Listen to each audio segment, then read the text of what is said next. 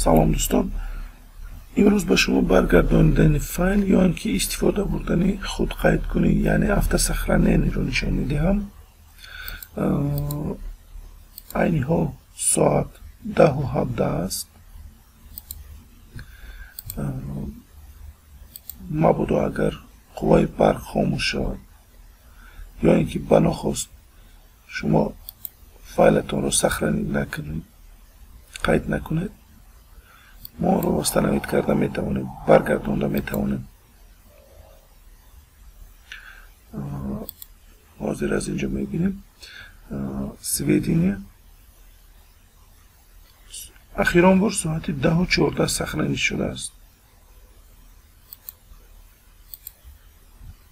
برای سنجش فایل ما رو سخرانی نمی کنیم. یک بار دیگر می کشویم.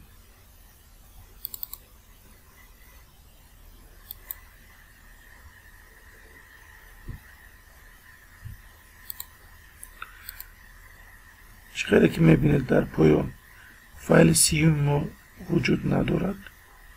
درس سیوم ما می داریم به قسم فایل سویدینیا و از اینجا ورسی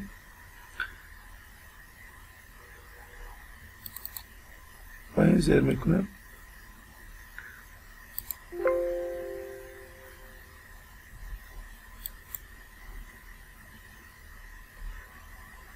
آخران ورسی که سخرانی شده بود پیدا شد.